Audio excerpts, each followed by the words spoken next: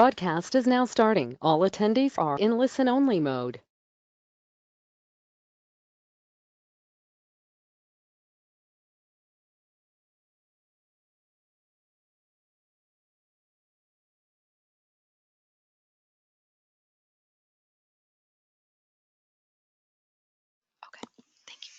Good morning, everyone, and thank you for joining us for today's webinar, The Bottom Line with Cover Crops, Evaluating Their Economic Impact on Corn and Soybean Production.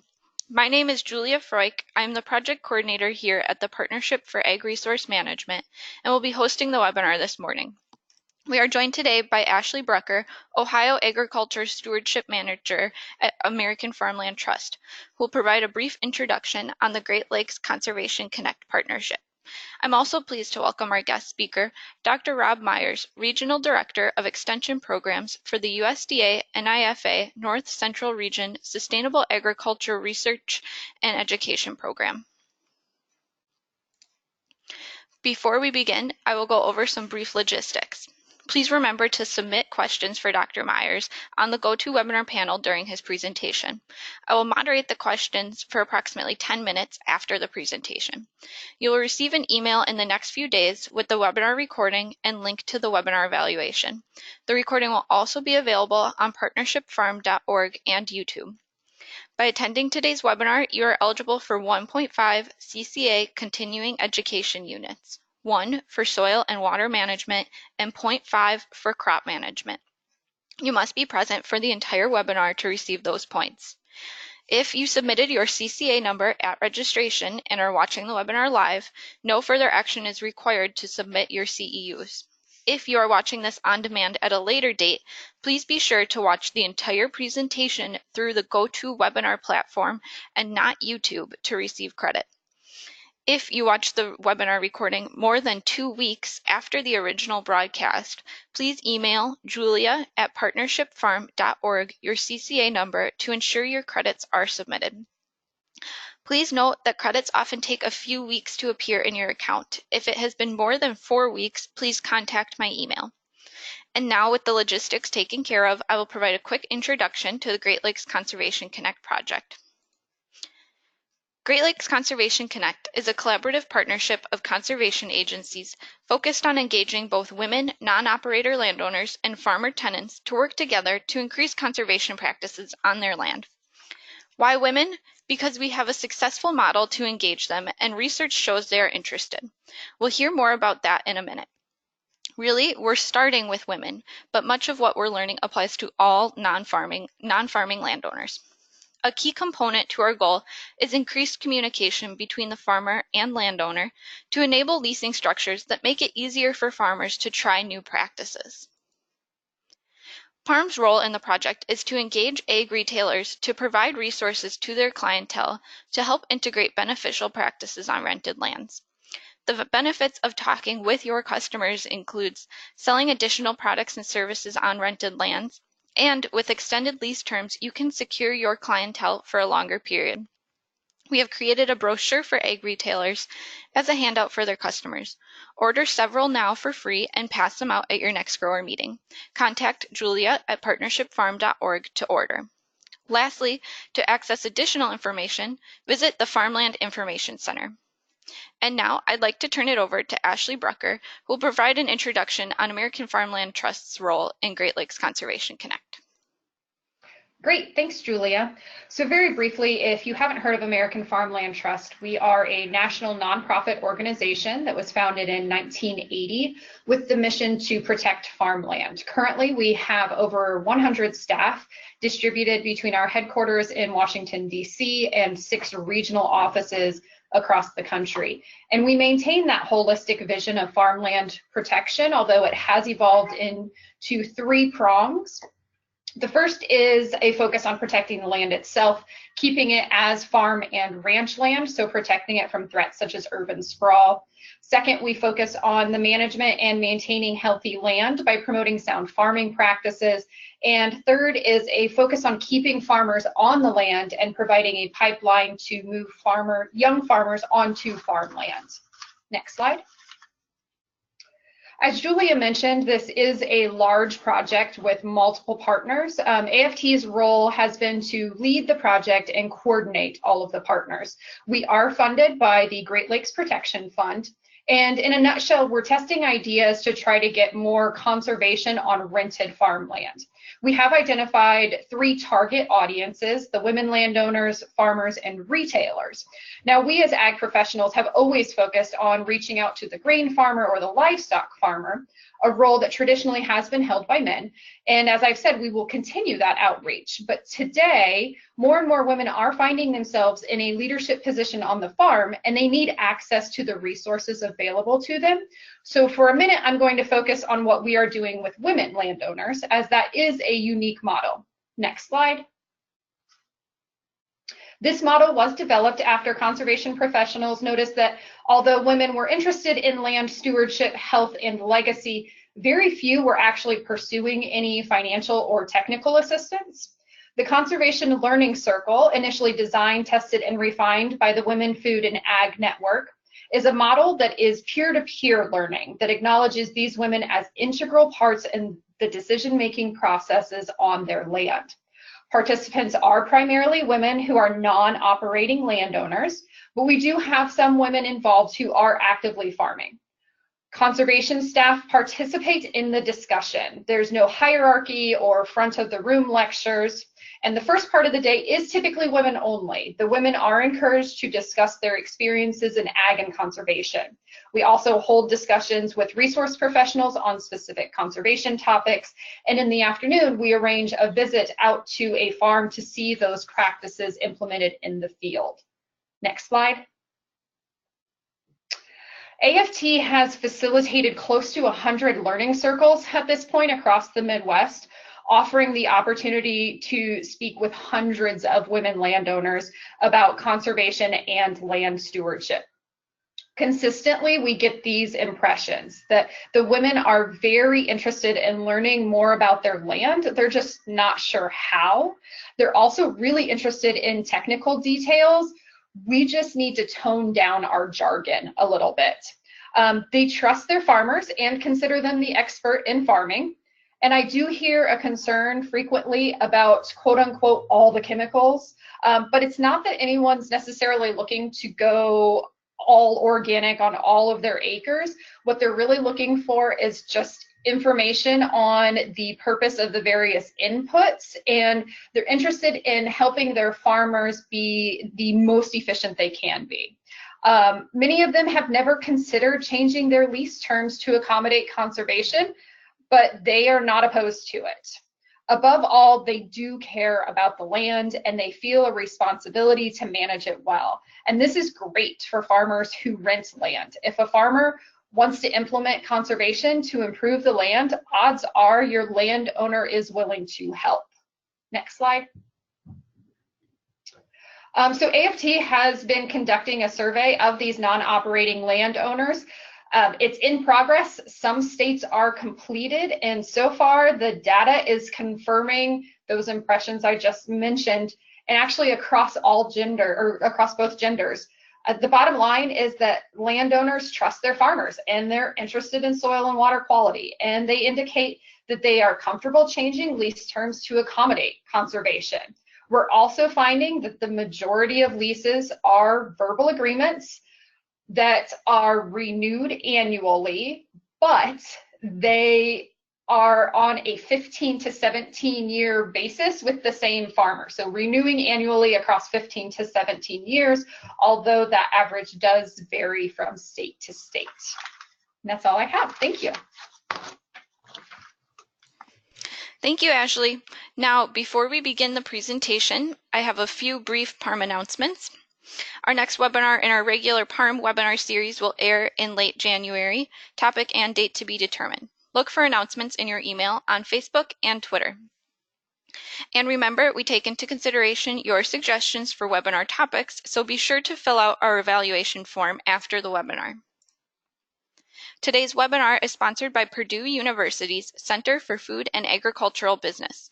We will now hear from Dr. Scott Downey, Professor of Agricultural Economics at Purdue University. Thank you, Julia. Hi, everybody.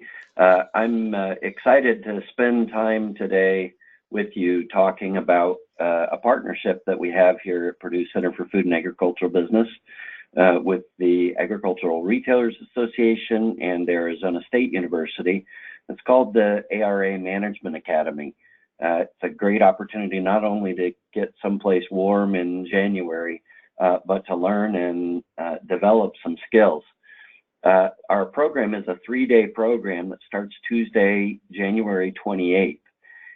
And the best way to think about it is as an opportunity to consider your role in your business, in addition to thinking about it as a networking opportunity and a way to hone some skills.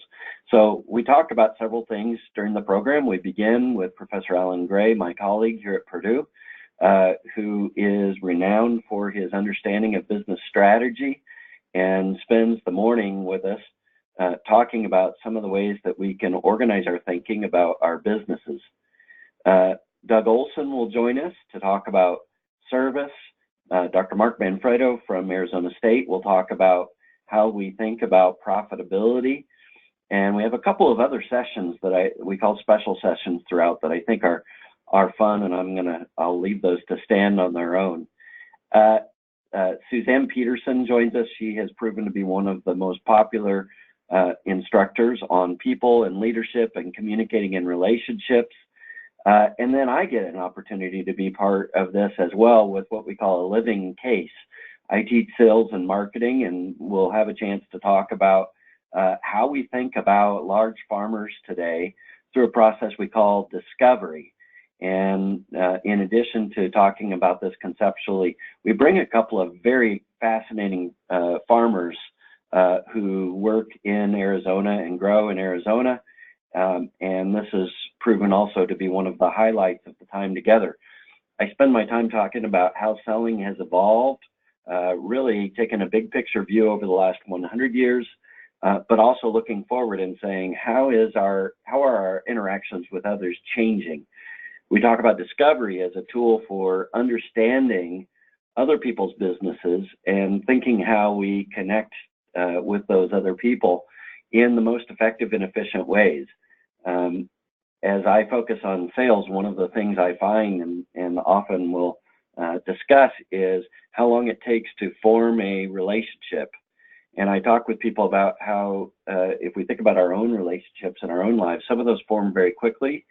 Some of those take a long time to evolve. When we think about business relationships, though, we're thinking about intentional relationships.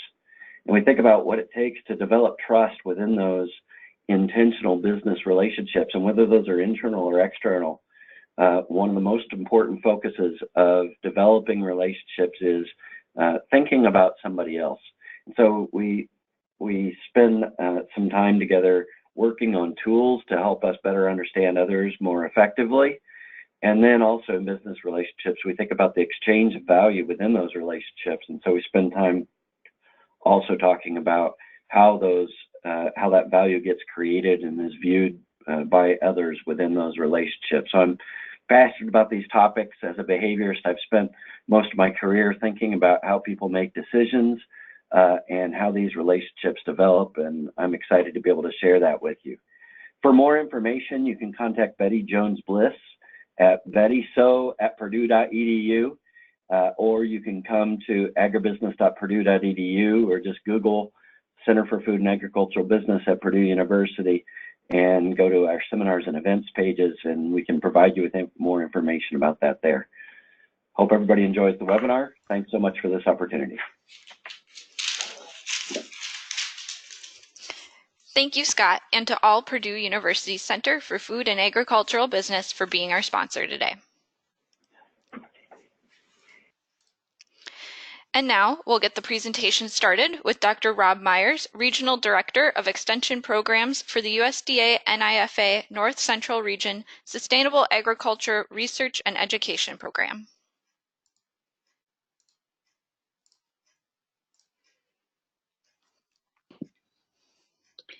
Well, thanks, Julia. Can you hear me okay? Yes, go ahead. Great.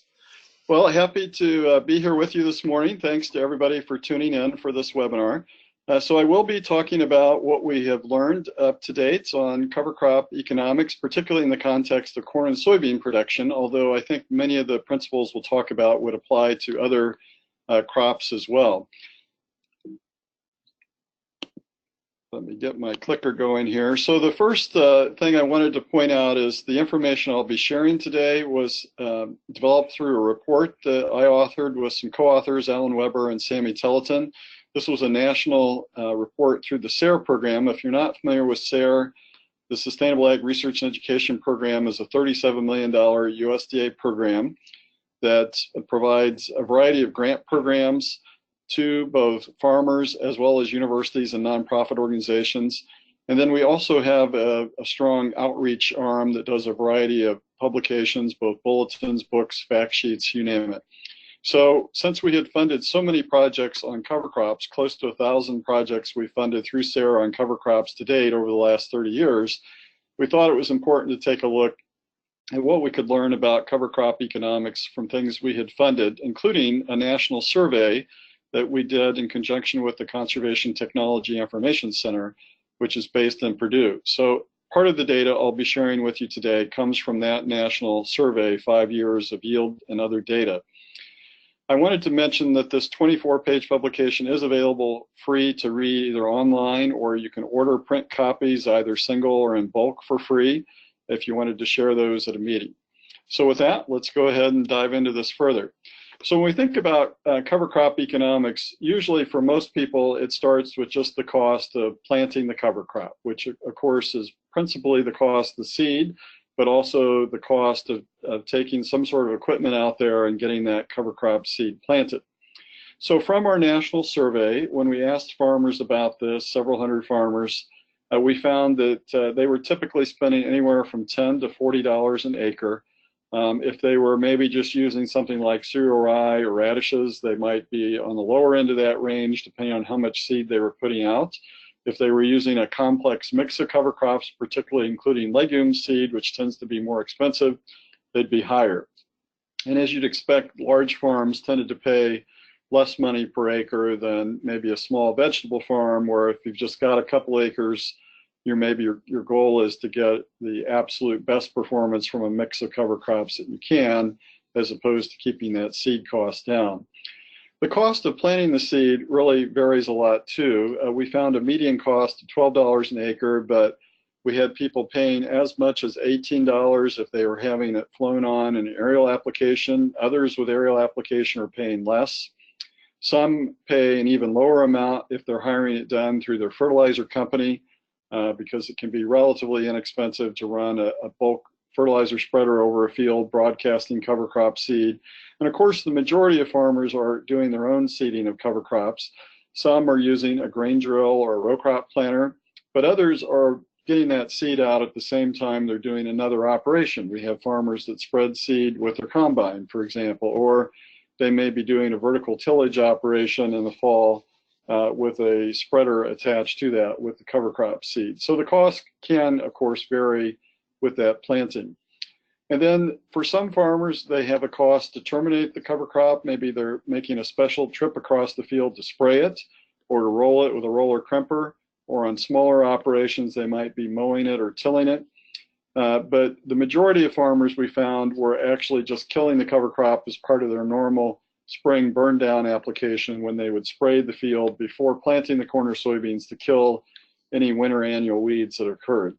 So based on all those things, on average, farmers were paying about $25 for seed. Now this was in 2012-13. They were planting at a cost of about $12 if they hired it done, and they were not having an extra cost for termination in the majority of farms. Again, some did have that. So that led to an average cost of $37 an acre. Now again, I just want to emphasize those costs really vary. Just as one further example, I talked to a large farmer I've known for several years in southern Iowa this year. He plants about 3,000 acres of cover crops. And with that many acres, of course, he's, as you can imagine, trying to do it very economically. So in his case, he grows his own cereal rye, and he plants about a bushel an acre, and he values that at about $9 a bushel. So his cost for seed in that case is $9 for the rye that he's grown himself. He also uses a large bulk fertilizer spreader that he has, and he's calculated that's costing him about $5 an acre to pull that fertilizer spreader across the field. So he's paying a total between seed and seeding of about $14 an acre to get that rye seeded, as opposed to the $37 an acre I'll show you here. So just keep that in mind as we're looking at some baseline assumptions for how long it takes to get a return from using cover crops. I've mentioned a few ways we can keep the cost lower. Just a word more on seeding. So some people, again, maybe just seeding radishes, for example. Those can be done at 2 or 3 pounds an acre, and we can keep that rate particularly low if we use a row crop planter as opposed to a grain drill. So that can be a way to keep costs lower. Also, some farmers have really large row crop units like this one here that may cover 40 or more feet. And so there's less labor involved in pulling that across the field. And then the source of seed, are they having to order seed from halfway across the country, or are they producing it themselves? So lots of things go into this cost of the cover crop seeding. But again, for our assumptions today, and in the report that we put out, we assumed an average of $37 per acre for both the seed and the seeding. Just keep in mind that some savings are very possible in that aspect of it. So the more complex side of cover crop economic analysis, and we spent a lot of time looking at this, talking to both farmers and other economists and conservation experts, how do we evaluate some of the returns from the cover crops? We can look to things like, are there any changes in yield with the cover crop? Are there lower costs for things like fertilizer or herbicides? And is there any sort of greater resiliency where the cover crop will particularly pay off in extremely wet or dry years? So we'll go through each of these in turn, and we'll end up with this resiliency question, which in some ways is the most interesting one. But all these things are relatively complex with cover crops. So what we wanted to do was two things: use a large database we had from this national survey of yield data, and then also to kind of look at individual farm management scenarios for how that affects cost and returns. So starting with the yield side of this, this is data from that national SARE CTIC survey I mentioned. This has been published in a few different formats, and it, for the most part, was fairly consistent except for 2012. In 2012, many of you will remember we had a major drought affecting most of the corn and soybean areas. And in that year, we found that cover crops were particularly helpful in offsetting potential yield losses. So in that year, we had just under 10% yield improvement in corn following cover crops, and a little over 10% with soybeans. And what we asked farmers who were responding to this national survey is to provide yield data if they had fields both with and without cover crops that are otherwise were managed the same and were the same soil type. So not everybody had that. Typically about a third to a fourth of the farmers were able to give us yield data based on that criteria. In most years of the survey, we got data from about 500 farmers on yield data. It was a little less in the first year in 2012 because we had a smaller sample size. We still had over 200 yields from farmers in that year. So about 10% in the drought year, in years 13 to 16, where on average across the Corn Belt weather was typically more normal.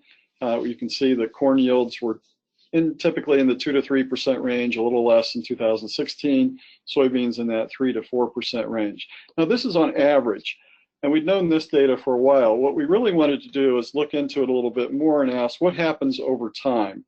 And as we looked at that data over the 5 years of survey, it was pretty clear that yields did increase over time, both based on the number of years farmers had cover crops in a field, as they started to change the soil health, and then also as they gained experience. So we looked at this really closely, particularly for crop years 2015 and 16, because we had the best data in terms of the number of years that a cover crop was used in a field from the survey that year, those 2 years. And we did some statistical and regression analysis. And based on that regression analysis, what we could say is that for corn, in the first year of corn cover crop use, there was relatively little impact on average. Now, certainly some farmers lost yield. Maybe they had rye before corn, they had nitrogen tie-up issues. Maybe they did lose 10 bushels on corn in that situation. Others had a higher return, but on average, pretty close to just a half a bushel. But by year 5, there was a more modest increase of 3 bushels an acre, or 3% I should say.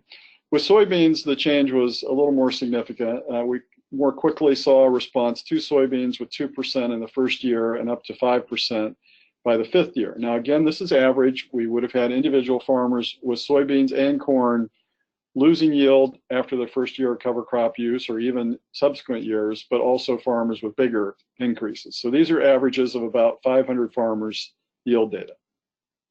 So what did that mean in terms of baseline returns? So when we took the yields and some other cost considerations into effect, you can see what you'd anticipate. In year 1, it's costing us typically to use that cover crop, as much as $30 an acre on corn and a little less on soybeans. But by year 3, on average, we're starting to break even with both the corn and soybeans. And then by year 5, with the cover crops and soybeans, we're starting to see a modest profit from using that cover crop in the operation. So yields are part of that. I just showed you how yields start to gradually increase over time, and we'd expect that trend line to continue for several years as soil health continues to improve. But then cost factors come into this as well. So I want to spend the next part of the presentation kind of talking about these cost considerations and also how different management strategies or scenarios can affect that. So for our baseline assumptions, with soybeans, we assumed that the beans were paying about $9 a bushel and that the average return was 60 bushels an acre. For corn, likewise, $3.50 a bushel and an average 200 bushel per acre yield.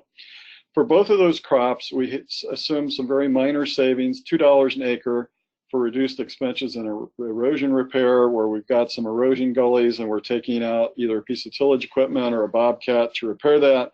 Again, obviously, some farmers that have relatively flat fields would have no savings there. Others would have more, depending on their erosion situation. But this was an average based on some university data.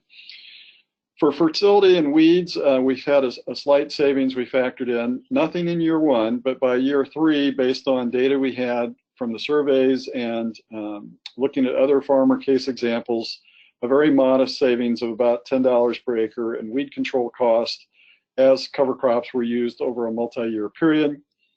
And then with the fertilizers, that's a little more complex. We'll look at it first for soybeans. No change again in fertilizer for year 1, but based on data we were seeing, by year 3 and 5, on average, farmers were having a modest savings in phosphorus.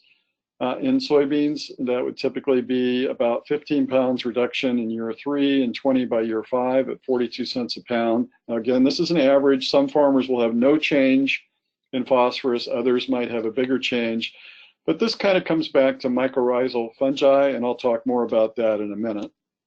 And then for corn, again, no change in fertilizer in year 1, but here, besides the phosphorus change, we're getting a small nitrogen benefit as gradually soil organic matter starts to rise. We get a little better nutrient cycling, a little better nitrogen sequestration from the cover crops or scavenging.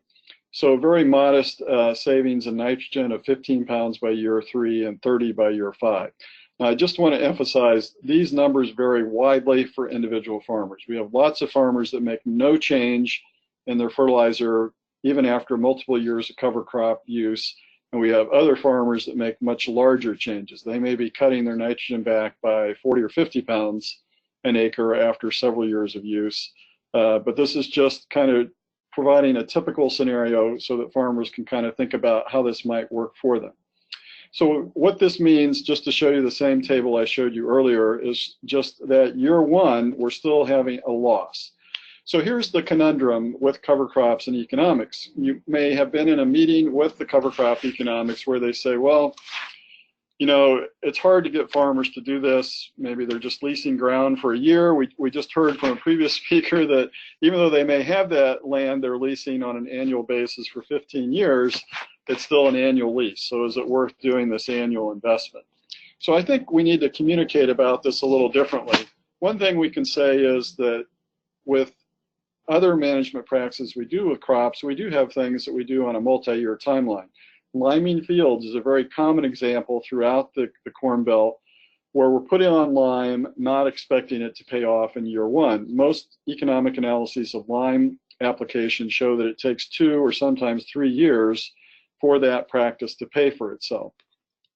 Likewise, obviously, all farmers are always buying equipment, especially in better economic years, and are amortizing that over a multi-year period. It's just simply not going to pay off for itself in 1 year, in almost all cases, to buy equipment, whether it's new or used. So I think in talking about cover crops, we need to kind of put it in the context of looking at things like liming or buying equipment, that this is a multi-year investment. So really the thing I want to do from this point on is talk about different management scenarios, because we heard from farmers in our national survey that they really wanted to know how the cover crops worked for their own unique challenges or set of circumstances they were facing. So we're going to look at briefly 7 different management scenarios, starting with herbicide-resistant weeds. We know more and more farmers across the Corn Belt are facing this challenge of herbicide-resistant weeds, and this is really both a control issue, but more than that, it's an economic issue. So how do we evaluate cover crops in this context? Well, the bottom line analysis number we came up with, and then I'll show you the details, was that if we had herbicide-resistant weeds and we were using cover crops to help address that, not as the sole solution, but in combination with herbicides, that the cover crops could pay off in year 2 for corn and actually in year 1 for soybeans. So that's pretty significant that right away in 1 year, in this situation, potentially the cover crops could pay for themselves for soybeans. So let's look at why that is. What we were assuming based on our survey is, first of all, that there are a lot of farmers out there that have this situation. 59% said they had some fields with herbicide-resistant weeds. We know that the cost of control will go up when we have these herbicide-resistant weeds. There could also, and often is, some yield loss, or there could even be a dockage of the grain for having more weed seed in there. For our purposes, we assumed the yields were unaffected by the herbicide-resistant weeds because we're assuming we controlled them. And secondly, we're also assuming there was no grain dockage, but just keep in mind that that could further impact the economics. We also know from surveys that when farmers are faced with these herbicide-resistant weeds, if they've normally put on maybe 1 post-emerge application, such as with glyphosate, that they're instead putting on a second, or in some particularly challenging cases, a 3rd post-emergent application. They're also quite often using a more expensive residual herbicide, one that they put on at the beginning of the season that they hope will provide several weeks or even a few months of control, but they've got to move to something that's more expensive to help control those weeds. So in that context, where the $27 savings comes from is we're assuming that there's 1 less post-emerge spray. In other words, instead of having to do 2 or 3 post-emerge sprays, they're able to get by with 1 or 2, and that's a $12 per acre savings if they're not using Roundup. In this case, we've assumed Power Max at $4.50 an acre and $7.50 an acre application cost. And we're assuming, and this is based on actual farmer experiences, that they're able to use a less expensive residual herbicide, maybe what they would use if they didn't have any herbicide-resistant weeds that they were battling, so that there would be an average $15 savings there. Now, again, these numbers can vary widely. I've had farmers tell me they're saving $40 or $50 an acre by using the cover crops. I've had others say it's making a more modest impact on them, but this would just be a typical example of a $27 per acre savings. All right, so that's a significant one, herbicide-resistant weeds, because we have so many farmers facing that challenge. What about compacted soils? We have many farmers that have been facing this, particularly in a wet year like 2019, where people were having to plant in very wet conditions or harvest in wet conditions.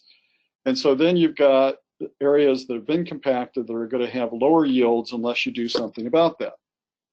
So of course, our typical approach would be to go out there with some sort of subsoiling tillage instrument and a pretty large tractor to try to deal with that. And that's expensive, both for buying that extra piece of equipment, but also fuel and labor to run that equipment across the field.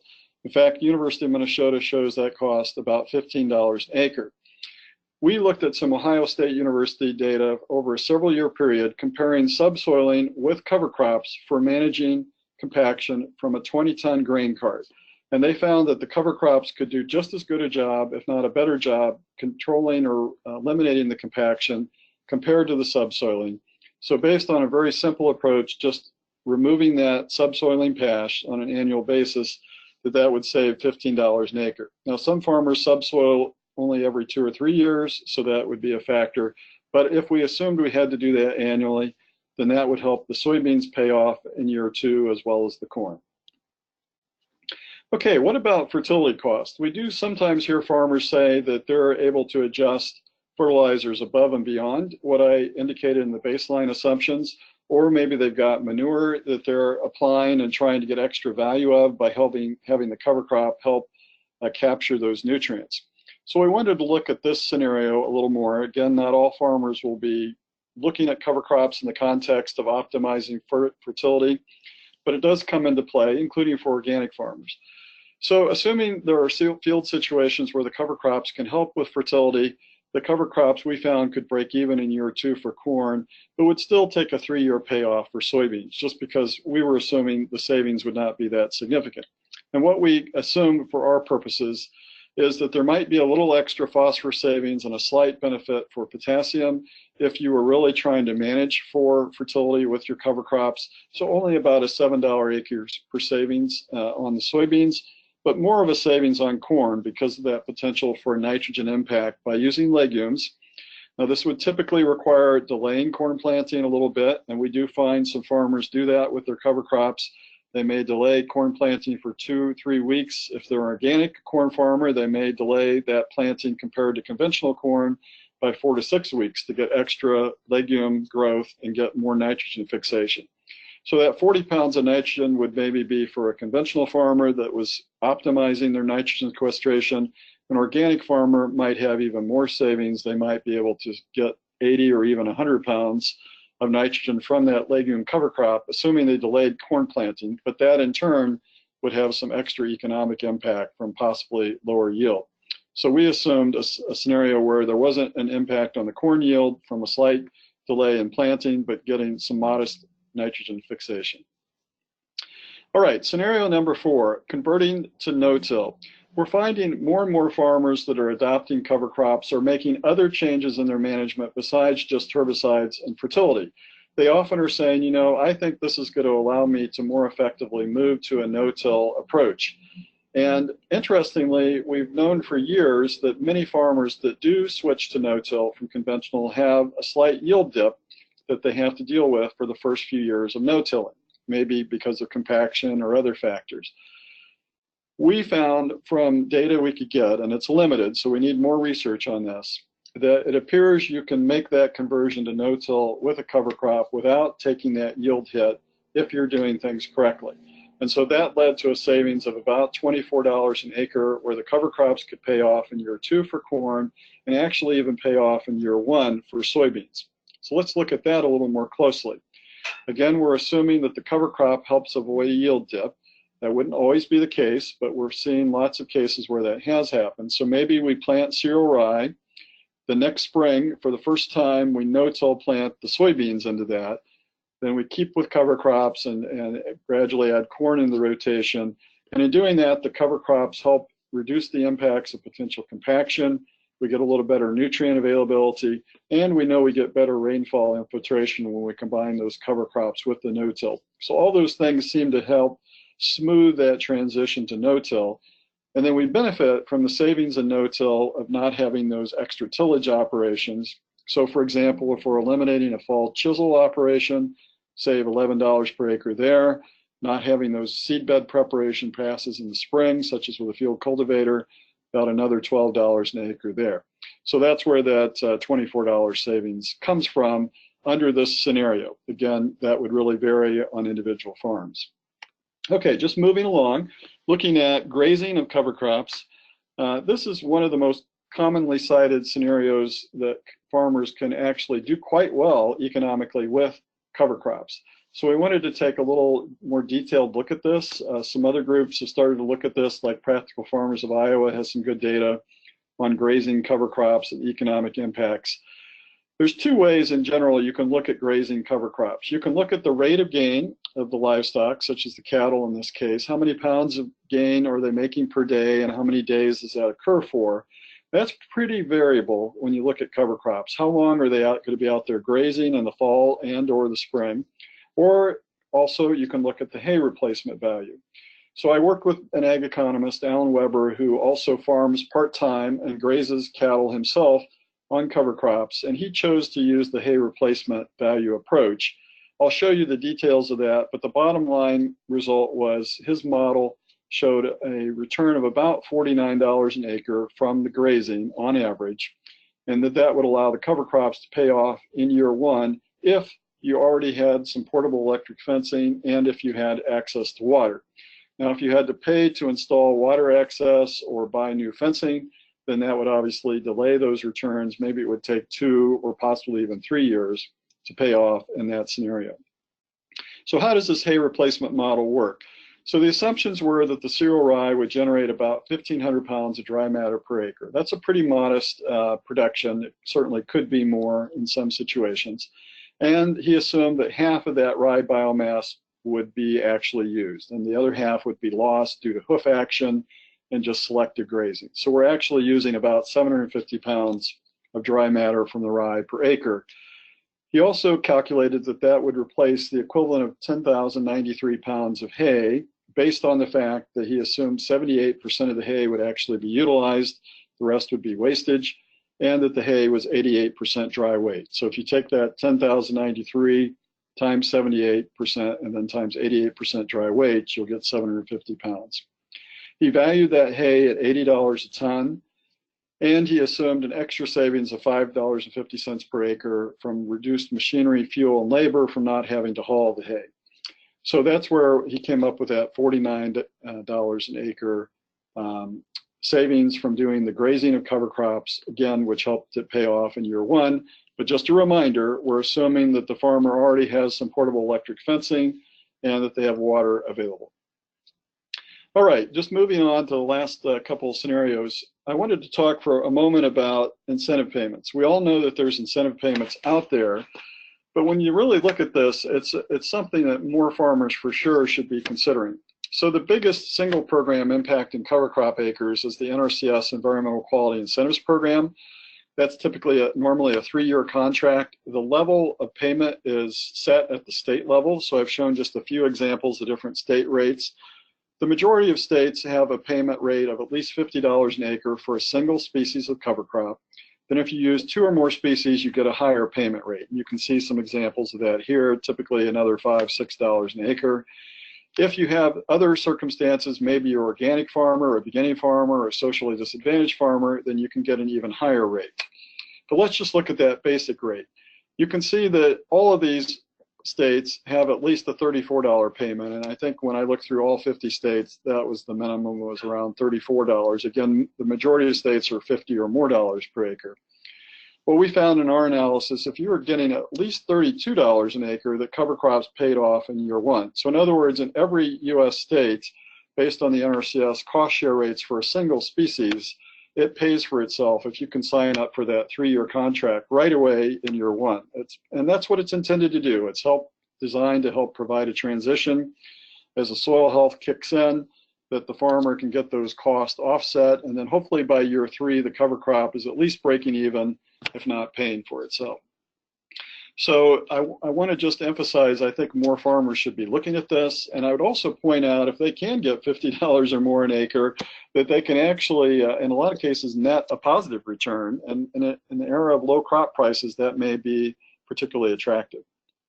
All right, I want to just end up with the 7th and final scenario of managing soil moisture, and this comes back to this idea of resiliency. So this will be the final part of my presentation, and I want to just spend a little time on this because I think it's really important as we look at cover crops and their overall impact economically and in the agricultural landscape. So many of you have seen a rainfall simulator where slices of soil are cut and kept intact. In this case, we've got a section of tilled soil that's bare, the second from the left, and in the middle, the green living cover crop that's still growing. And if you've seen a rainfall simulator, you know they'll put on in a relatively short amount of time, typically like an inch of rain from an overhead sprinkler, and the water will either soak through and go into the jar in the back, or it'll run off the surface and go into the jar in the front. So you can see in this situation, and most of you have seen these, I've seen these many times, that the water does typically run off the tilled field, most of it, and with the cover crop, very little is running off.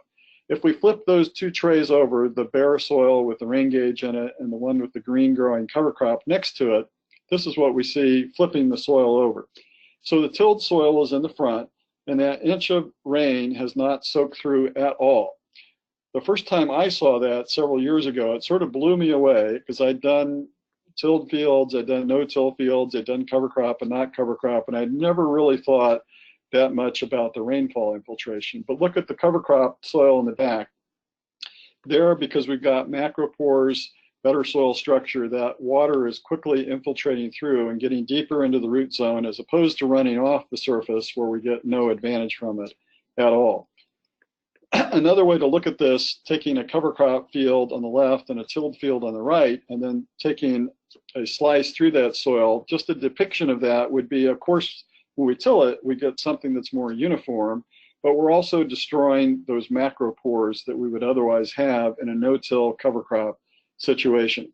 So we know with cover crops we get more earthworm activity, more earthworm population. That creates some macropores that help rain get in. We also have additional root channels, not just from the corn and soybeans, but the cover crops as well. And those also create macropores. So between the earthworms and decayed root channels, we've got lots of areas for the water to get into the soil.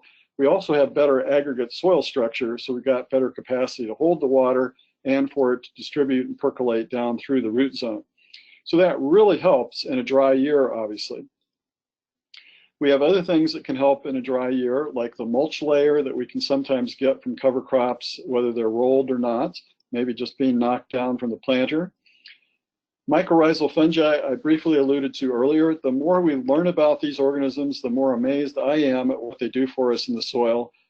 These associate with our plant roots, and whether it's corn or soybeans, if we've got a good population of mycorrhizal fungi, they effectively, a simple way of explaining it would be they kind of give us a larger surface area that we can absorb water and nutrients from.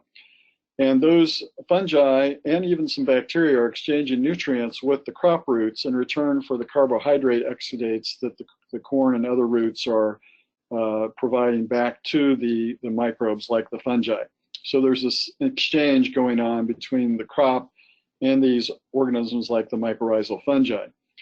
We know if we do tillage that we get less mycorrhizal fungi, and if we don't have living roots in the soil from the fall to the spring, we have much less mycorrhizal fungi.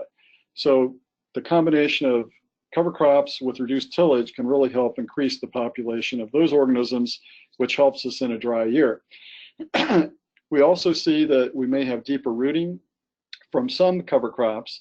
So in Missouri, we have a lot of soybeans grown after soybeans, maybe 3, 4, or 5 years in a row. Rye typically will root more deeply than soybeans will. So let's say the rye is rooting 6 inches deeper.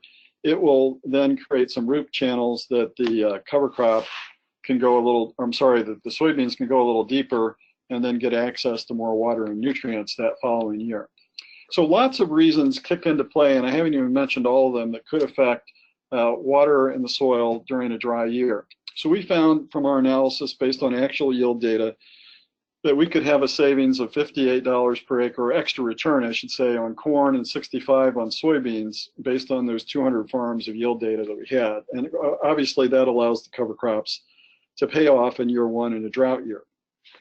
Now, 2019 was anything but a drought year in most areas. We had some areas with dry conditions late summer. We had a lot of wet fields like what we're seeing here. This is a shot a farmer provided from Oklahoma, where his field is on the left. It's a long-term no-till field that has had several years of cover crops from what I understand.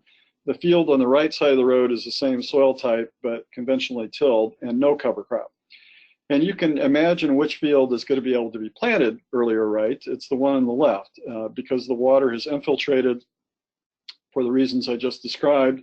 It's not going to stand there on the surface. And so we did find that many fields that had cover crops and no-till this year were able to be planted earlier. There was actually an interesting study with satellite image analysis. It's still preliminary analysis, but a group found that looking at a large number of fields with satellite images, that there was less occurrence of fields not being planted, in other words, prevent plant, where there was a multi-year history of cover crop and no-till use. So I think more data will be coming out about that. We're going to do some farmer surveys about that this winter. But and I would emphasize that sometimes with cover crops, we can have delayed planting. Maybe we don't manage it correctly and get the cover crop creating a mat where the soil doesn't dry out as fast. But this year we saw a lot of farmers doing what we call planting green, where the cover crop is still alive and growing at the time we're planting the corn or soybeans. In this case, a farmer is planting soybeans and a pretty tall cereal rye. And that in a wet spring, that cover crop can help transpire some of that moisture out of the soil and help us manage that moisture a little better. And again, help us get into the field in a timely basis. So I know I personally have talked to over 10 farmers that planted green and were able to plant earlier than some of their neighbors. Now, anecdotes is one thing. We want to get a larger database on that, but there seems to be a pattern occurring there.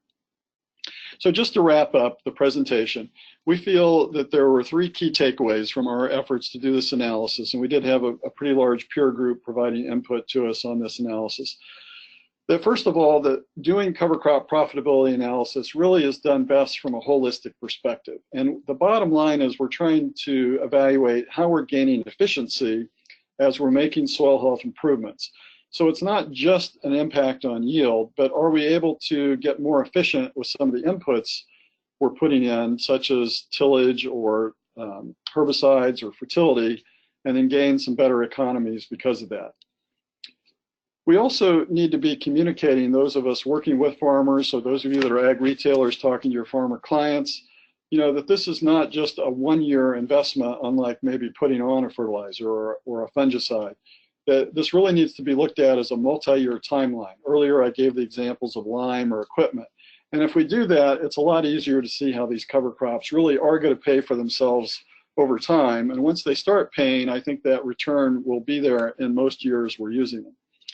And then finally, one of the most cited economic benefits of cover crops by experienced users, farmers have been doing it for a while, is their impact on the resiliency of their operation.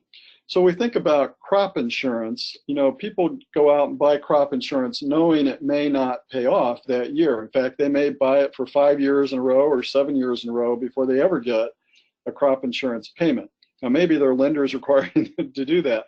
But they're doing it with the idea that it's going to pay off at some point. And I think cover crops also fit in that way. We're not going to have an unusually wet or dry year every year, but there's plenty of data, I think, emerging to show that when we have those more extreme conditions, that's really a time when that cover crop approach can start to pay for itself. So just some kind of general factors to keep in mind as you're communicating with people about how cover crops should be evaluated. So bottom line, I think we need to value cover crops not only for their immediate benefits, which there are some, but also as an investment in the long-term success of the farm. So again, I'd refer you to this bulletin for more details. We've got some farmer case profiles in there, but appreciate your attention today and look forward to some questions from the chat. All right, thanks so much, Dr. Myers. We do have time for Q&A and we'll be accepting questions from the audience. So we're going to give attendees 1 minute to submit their questions. Please enter your questions into the question box on your screen and we will be back on to answer those questions in 1 minute.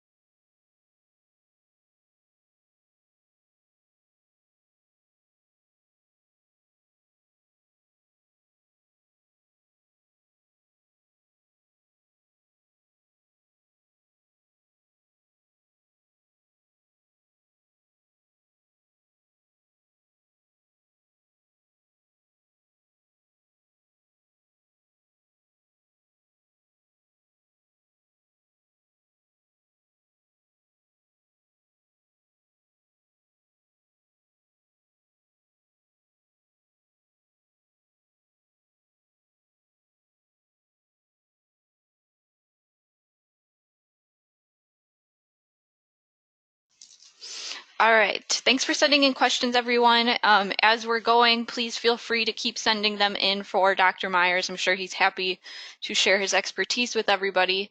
So the first question we're going to do to get started is, in our area in Northwest Ohio, cover cropped fields actually dried out more slowly. Historic rainfall this spring and likely first-time users. However, the reputation of cover crops took a hit. How should we deal with this? Well, we definitely do see situations, as I had mentioned earlier, where cover crops can lead to poor conditions with drying, and it usually happens with a termination challenge, as it sounds like the questioner is aware of. So I think what we're learning is when we have a wet spring, we either need to encourage farmers to terminate pretty early so that that cover crop is not creating too much of a residue mat on the surface of the soil that prevents it from drying out, or to look at letting that cover crop grow to the time of planting the commodity crop. And whether that's a true planting green or whether we're terminating it the day or two before planting. But it's a little unnerving for farmers to think about planting green if they haven't used the cover crop before, and even I'm hesitant to recommend it to first-time users of cover crops to go out there and plant green. Even though it seems like farmers are figuring out how to do that, you may need to, a farmer that's doing that may need to change their planter setup a little bit to successfully plant green. So I think it's acknowledging that if we don't have that termination timing down quite correctly, we can run into some potential problems with delaying the dry out of the soil for spring planting. So to me, it's just talking about the management approach is the way I try to handle it. Okay, next question is, how do you control slugs with the increase in biomass? Yeah, good question. That's been coming up a lot. To me, the person that's done the most work on this is John Tooker at Penn State University, and I'll just share his conclusions since he's researched this some. First of all, when we have either no-till and or cover crops, we certainly can get more slugs than we would in a tilled field situation. So we're hearing farmers report that.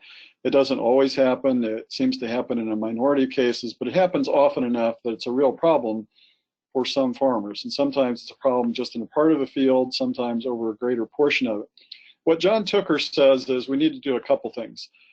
First of all, maybe the simplest thing is we just need to make sure that that furrow slot is closing. If the furrow, when we're planting our corn and beans, stays open, that kind of creates a nice little area for the slug to crawl along and work on the seeds just as they're starting to germinate and that growing point is happening. But he believes that the bigger issue is dealing with seed treatment of insecticides and trying to get neonicotinoids out of our seed treatments, because he feels that that's negatively affecting ground beetle populations and that the ground beetles are by far the best control strategy for slugs in our no-till or cover crop fields. So he's done some research, and I think others have as well, that if you have seeds that don't have that insecticide seed coating, that you'll get a much better population of ground beetles, and that they in turn will control the slugs. Now, there are products that can be used to try to kill the slugs. They don't work very effectively from what I understand. There's some other management things we can do, like planting green seems to typically help, maybe not always, but by keeping a living cover crop growing, the slugs are more likely to keep eating on that cover crop rather than eating the emerging corn or soybean seedling. That doesn't always work, but it can sometimes work. So there's kind of a variety of strategies that together should be successful, but it is a problem we have to address and talk about. All right, this next question is more broad, but please comment on the use of cereal rye or other grass in front of corn, including overwintering grasses for the Midwest. Yeah, so we've definitely seen that if we use cereal rye before corn, and that is a pretty common practice, that we can have some yield losses. And there's been question about whether that's allelopathy from the rye, because we know that rye is allelopathic. In other words, it leaves a chemical that can affect some broadleaf small-seeded weeds, like some of the pigweeds family members. But from what we know currently, it doesn't seem that the rye is allelopathic to the corn. Rather, there's a couple things happening, and by far the most important of those seems to be nitrogen tie-up. So the rye does this, and we can also see it happen if we're using triticale or wheat, but because they're not growing quite as vigorously as the rye, the nitrogen tie-up doesn't seem to be quite as great.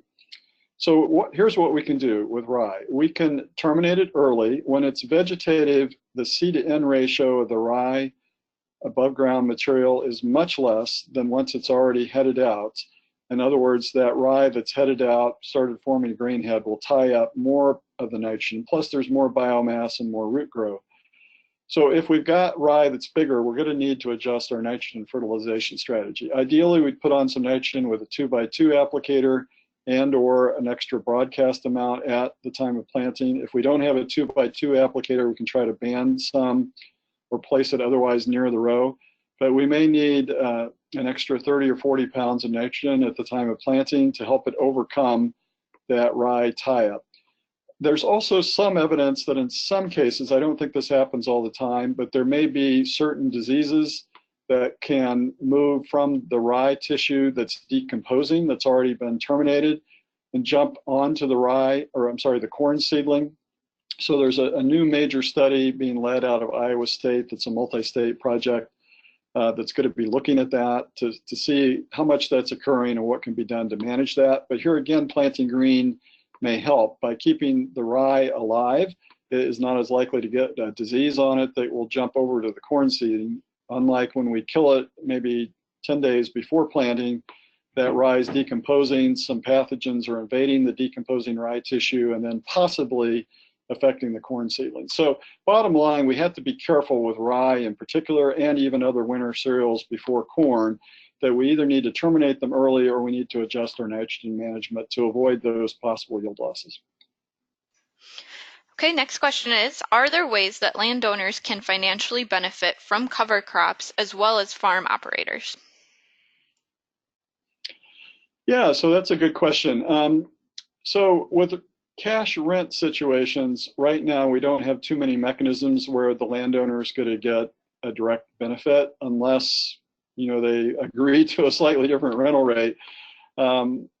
There have been discussions about maybe in the future providing income tax incentives to landowners to do something like that. So really it's going to come into play more where we have a crop share and they're getting half of the crop and paying half of the input costs. So in that situation, certainly over time, they may find that they're benefiting from that little bit higher yield over time and a little bit lower production costs. So it'd be in the crop share approach where they're getting half the crop or a portion of the crop, where they'd be more likely to see that economic benefit in the short run. Now in the long run, I know groups have argued that the value of that land inherently should be increasing as we improve organic matter over time. If we raise the organic matter of that field from 2 to 3% or 3 to 4%, in theory, that ground should be worth more for cash rent or for a future sale of that land. However, the marketplace, for the most part, is not really reflecting that so far. My personal hope is that over time it will start to reflect those improvements in soil health. And I know, again, there's groups talking about how to make that happen, but we're not seeing a whole lot of that yet. So it's a bit of a challenge to talk to landowners who are just cash renting about what this is going to do for them, other than preserving the value of the land by eliminating or reducing erosion. We can cut erosion by about 90% with cover crops, so that's a story to tell. And then I think talking about the long-term improvements in soil health. Next question is, will we see cover crop use impacting land prices or land rental rates in the future? Yeah, so just kind of a follow-up to what we were just talking about. Well, again, just to add to what I just said, I know there's a group called Fall Line Capital that has worked with land investors specifically to implement cover crops and soil practices, and they've convinced their investors that this is worth doing because of its enhancement of the land value. But on a larger scale, we're not quite seeing that yet. But again, I hope that people on the call and others can be thinking about ways to help this become more part of the way we view how land is valued. You know, if the land has better soil health, it obviously should be worth more for both rental and sale than it would be otherwise. All right, it looks like that is it for the questions. So I want to thank you again, Dr. Myers, for joining us today. We really appreciate you taking the time to share your work with us. Glad to be with you. Thanks. Okay. PARM has recently released our 2019 Ag Retailer Field Application and Services Survey. Our annual survey contains vital information for the ag industry, including the nutrient retention capacity for various products and services, along with the economic savings that result, retail profitability trends of different nutrient management products and services, and farmer and dealer barriers to practices like cover crops, subsurface pre-plant, precision agriculture, and more. By participating in the survey, retail locations will receive a confidential nutrient stewardship report detailing nutrient loss reductions, economic savings, and practice adoption comparisons to averaged data in your state and relative basin. Participants will also receive an aggregate report that incorporates all survey data. Names and locations are kept anonymous. Look for the survey link in our follow-up email and on our website. Please be sure to take only one survey per location by January 15th. Also, please note that this survey only applies to application retailers. I'd like to acknowledge our funders and collaborators that made this webinar possible. In particular, the Great Lakes Protection Fund, American Farmland Trust, and Purdue University's Center for Food and Agricultural Business. I'd also like to thank PARM's premier ag retailer members, the Andersons, a gold member, and silver members, Gertie Ag, Pandora Grain and Supply, and Nutrien Ag Solutions. Their contributions helped make this webinar possible and help promote the strides that ag retailers are making to reduce nutrient impairments. For more information on membership, contact our project manager, Caitlin at partnershipfarm.org. Help us keep these webinars free by making a tax-deductible donation to PARM. By giving just $50 today, you can support our webinars that provide the ag community with the latest research on nutrient management from experts across the United States, as well as continuing education units to crop advisors. Go to partnershipfarm.org/donate to contribute today. We will also send a donation link in our follow-up email along with the webinar recording and evaluation. As we wrap up, please remember to look for the follow-up email in a few days with the webinar evaluation and recording. If you submitted your CCA number at registration and are viewing this webinar live or the recording within 2 weeks of the original date, your CEUs will be automatically submitted. Only if you watch the recording more than 2 weeks after the original broadcast date will you need to email Julia at partnershipfarm.org your CCA number to ensure your CEUs are submitted. One last reminder to please take the webinar evaluation. The link to the evaluation is on this slide and will also be emailed to all registrants in a few days. This survey is a great way to let us know what topics you want to hear about on future webinars. I want to thank you all again for joining us today, and I hope you join us again for our next webinar in January.